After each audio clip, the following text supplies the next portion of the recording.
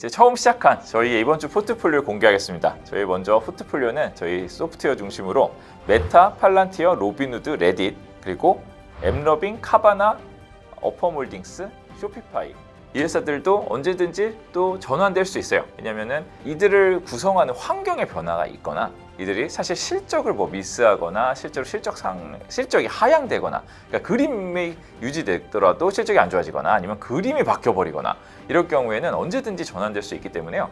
항상 좀 구독해 주시고 같이 공부해 주시고 봐주셔야 될 것 같아요. 그런데 저희가 그렇다고 자주 이것을 계속 바꾸겠다 이런 것보다는 계속 좋은 회사들은 좋게 유지하고 그림을 가져가지만 언제든지 솔직하게 말씀을 드리겠다 이런 측면을 말씀드립니다.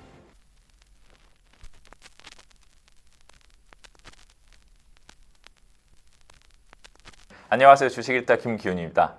저희가 계속 월간 포트폴리오 소개해드렸었는데 지금부터는 주간 포트폴리오를 공개해드리려고 합니다. 매주 시장의 이슈와 변화를 체크해보는 시간을 갖고요. 그러니까 저희가 좋게 봤던 회사들이 정말로 실적으로 설명이 되는지 계속 좋아진 성장의 그림을 유지하고 있는지를 계속해서 좀 빨리빨리 팔로우해 보려고 이렇게 방법을 만들었습니다. 투자 후에 기도만 하면 베팅이고요. 계속 실적을 체크하고 이 그림이 완성되고 있는지를 계속 체크한다면 투자라고 생각합니다. 매주 점검하는 건 굉장히 어려운 작업이지만 저희가 그래도 힘을 내서 열심히 해보도록 하겠습니다. 지켜봐 주시고요. 매주 어려워지고 있는 시장 같이 공부해 보았으면 좋겠습니다. 저희 포트폴리오 방향은 기본적으로 저희가 보는 시대의 주도주를 할 거예요. 시대의 주도주, 즉 그림이 성장의 그림이 확실하고 그 스토리가 굉장히 로직이 맞는데 시대에 맞다는 거는 그 시대, 즉 현 상황이 이 회사를 도와줘서 숫자도 잘 나오는 그런 기업을 말합니다. 이 숫자에 뒷받침이 되지 않으면 아무리 그림이 좋은 기업도 중단기 기간으로 굉장히 고생을 할 수 있기 때문에 이런 기회비용을 줄이고 정말로 저희가 시장에 주목을 받는 기업들로 가겠다 그런 관점입니다. 그러니까 지금 예를 들어 현재 시장의 방향은 지금 이미 많이 투자된 AI 인프라를 활용해서 이제 기업들이나 소비자들에게 효용을 높여주는 AI를 활용하는 소프트웨어 플랫폼 이쪽이 가장 좋지 않을까 생각하고 있어요. 그런데 여기서 시장의 또 변동성을 높이는 부분도 생각해야 되겠죠. 이 트럼프의 관세가 계속해서 나오고 있어요. 이 정책은 언제 나올지 사실 예측을 못하기 때문에 이 피해를 보는 쪽을 굳이 저희가 이 기회비용을 지불하면서 가져갈 필요가 없다. 오히려 관세 영향이 적으면서 그러니까 미국의 경제 성장을 높이는 부분에 도움을 받는 부분 아니면 관세 정책에 오히려 유리한 부분 이런 쪽들에 주목하는 게 맞다고 생각합니다. 역시 소프트웨어와 또 저희가 철강 정도를 좀 보고 있어요. 이 관세는 상품에 부과되잖아요. 그러니까 하드웨어 쪽을 좀 더 피하고 이제 소프트웨어, 관세를 부과하지 않는 서비스 쪽 이런 쪽을 저희가 좀 주목하고요. 금융, 또 미국에서 또 트럼프 정책이 또 금융 정책이 있죠. 이쪽에 또 수혜를 받으면서 실제로 지금 실적도 잘 나오고 있기 때문에 이런 부분들을 저희가 좋게 봐야 된다고 생각합니다. 그래서 저희가 실적 추정치 상향 흐름이 있는 기업들을 좀 뽑아서 이렇게 먼저 좀 봐야 된다고 생각을 해요. 그러니까 먼저 시가총액이 큰 회사들의 실적 흐름을 보면 어떤 쪽이 좋아지는지를 볼 수 있어요. 꼭 이 회사들을 사기 위해서가 아니라 전체 그림을 보는 거죠. 그래서 시총 상위로 정렬해서 저희가 보면 시가총액이 큰 기업들을 한번 살펴보면요. 저희가 계속 말씀드리고 있는 그 흐름과 좀 비슷해요. 이렇게 지금 투자를 AI의 소프트웨어 쪽들 중에서도 저희 활용하는 쪽, 메타 같은 쪽들의 실적이 좋고요. AI 데이터 센터 클라우드 투자는 어느 정도 이루어졌는데 그 클라우드 투자 쪽이 세 회사가 다 약했어요. 마이크로소프트, 구글, 아마존이 전부 클라우드 부분 하회했습니다. 아마존은 리테일 쪽은 괜찮았는데 클라우드 하회한 거죠. 그러니까 이런 클라우드 쪽들이 약간은 이제 실적 흐름이 안 좋고요. 애플이 안 좋고 그리고 저희가 계속 말씀드리는 테슬라가 계속해서 지금 숫자가 약합니다. 이거는 연간, 분기 전부 숫자가 약한 상황이에요. 그리고 지금의 이 자동차의 관세 전쟁을 하는 측면에도 좋지 않죠. 그래서 이런 걸로 전체 큰 틀을 파악하고요. 그리고 여기 보시면 JP모건도 나왔지만 그 밑에는 많은 금융주들의 실적이 좋습니다. 그리고 저희는 그 금융, 테크가 연결된 회사들로 또 같이 보려고 하고요. 금융 쪽에 모건스탠리, 골드만삭스, 제가 계속 말씀드리고 있는 회사들과 인터랙티브 브로커스라고 계속 그 거래하는 회사, 웰스파고, 시티 이런 회사 전체적으로 다 좋습니다. 그리고 그 다음 장에 보시면 사실 가장 지금 높은 실적 상향을 하고 있는 기업들은 굉장한 실적 발표를 한 팔란티어, 스포티파이 등 이 소프트웨어 플랫폼들이에요. B2C나 B2B나 AI를 활용하는 소프트웨어 그리고 플랫폼 회사들은 굉장히 다 좋은 흐름입니다. 앞으로 쇼피파이나 몇 개 회사들의 발표가 남아있는데 여기도 좀 좋게 기대가 되고요. 또 저희가 아틀라시안이라고 이제 티커가 TEAM인데 이런 회사들도 기업을 도와주는 이제 효용을 높여주는 AI를 효용을 높여주는 업무 효율을 높여주는 회사들, 이런 회사들이 미국에서도 계속 좋은 실적과 가이던스 상향을 하고 있습니다. 이제 처음 시작한 저희 이번 주 포트폴리오를 공개하겠습니다. 저희 먼저 포트폴리오는 저희 소프트웨어 중심으로 메타, 팔란티어, 로빈후드, 레딧, 그리고 엠러빙, 카바나, 어퍼몰딩스, 쇼피파이, 그리고 이번에는 또 특별한 종목으로 이제 US 스틸까지 저희가 말씀드리려고 합니다.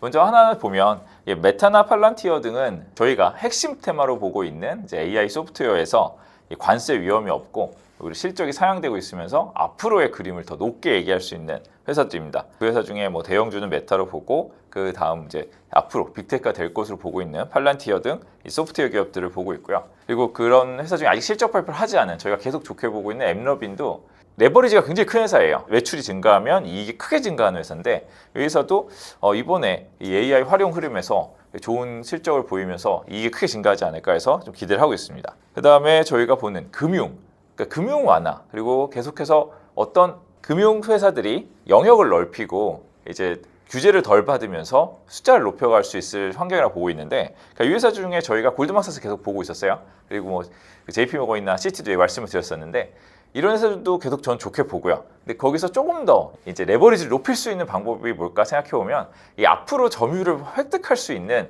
이런 금융 내에서도 금융과 테크가 결합된 회사들, 온라인 브로커리지나 이런 회사들이 더 숫자가 더 좋을 것 같고요. 그런 회사들 중에 저는 이제 계속해서 저희가 점검하고 있는 회사는 로빈후드입니다.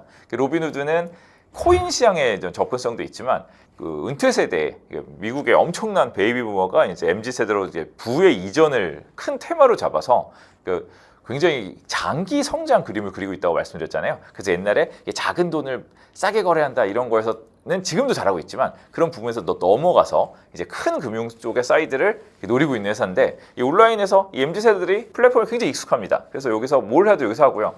뭐 요즘에는 온라인 베팅 사이트까지도 할 수 있다. 이게 확장성이 굉장히 높은 것 같아요. 그러니까 이 금융 플랫폼에 대해 굉장히 좋게 보고요. 함께 레딧이라는 곳을 좋게 봅니다. 이 레딧은 이제 그런 Z 세대들이 이제 정보를 얻는 곳이 기존에 이런 곳이 아니라 레딧에서 서로 얘기하면서 그리고 밈을 만들면서 재미를 추구하면서 하고 있는데, 이 레딧이란 곳도 매출 성장은 높고 이제 사용자 수는 높지만 이제 흑자가 나겠냐 이런 우려가 있었는데 그런 부분이 점점 이제 흑자 전환 구도로 실적이 상향되면서 계속 좋게 흐름을 가고 있습니다. 뭐 전달에도 뭐 로빈후드, 팔란티어, 뭐 메타 다 굉장히 좋은 성과를 보이고 있었고요. 그러니까 이번 주간 포트폴리오 시작하면서 좀 새로 소개드릴 기업도 몇 개 준비를 해봤습니다. 먼저 저희가 오프라인 세미나에서 먼저 소개를 드린 쇼피파이라는 기업이 있는데요. 쇼피파이는 캐나다의 회사지만 사실 미국을 비롯해서 전 세계의 그 쇼핑몰들을 도와주고 있는 회사예요. 근데 쇼핑몰을 도와주는데 이 아마존과 좀 다른 거죠. 입점을 시키냐, 이 기존의 쇼핑몰을 도와주냐. 그렇기 때문에 쇼피파이가 할 수 있는 거는 이제 중소형 쇼핑몰들 도와주다가 이제 대기업들의 브랜드몰을 만들 수 있어요. 그래서 대기업들의 브랜드가 지금 많이 편입이 되고 있고요. 이 쇼피파이가 지금 기대가 되는 부분은 역시 AI 도입이에요. AI를 도입해서 뭐 사이드킥이니 이런 자기들 자체 소프트웨어를 만들었는데, 이 회사가 옛날부터 쇼핑몰들의 매출로의 전환율을 높이면서 유명했는데 이 AI 도움을 주면서 전환율을 더 높이고 또 이 업무를 편하게 해주는 부분이 있는 거예요. 그러니까 AI 챗봇이 고객들과 커뮤니케이션 해주고 또 할인 코드 생성 이런 걸 자동으로 해주고 뭐 스토어 생성도 자동으로 해주고 여러 가지를 자동으로 해주고 또 고객 타겟팅도 더 정확하게 해주고 메타가 하는 그런 기능처럼 이런 역량이 높아지면서 이 고객의 효용이 높아지면 이거는 어떤 경로든 매출이 증가합니다. 그리고 매출이 증가하면 이런 회사들은 사실 고정비를 커버하면서 나중에 수익이 크게 늘어나잖아요. 그런 국면에 들어갔다고 생각을 해서 가끔 이제 캐나다 관세 뭐 전쟁이 있을 때 조금 우려가 있긴 하지만 그러니까 이 회사를 지금 이번에 실적 발표의 기대주로 좀 보고 있습니다. 그리고 저희가 이게 쇼핑 쪽을 좀 좋게 보는데 아마존도 사실 쇼핑 쪽은 실적이 잘 나왔잖아요. 그러니까 이 쇼핑 쪽에서 지금 사는 거를 다음에 돈을 내고 지금 사는 거, 그게 BNPL이라고 하거든요. Buy Now, Pay는 Later 이렇게 하는 업체가 있는데 그게 어퍼몰딩스예요.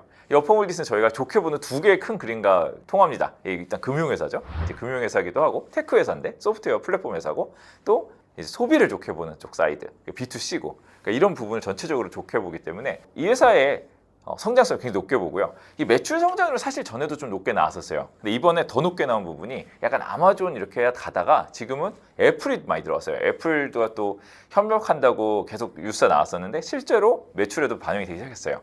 그래서 이 회사가 이 BNPL의 저변을 넓히고 있습니다. 그러면서 매출이 성장하고요.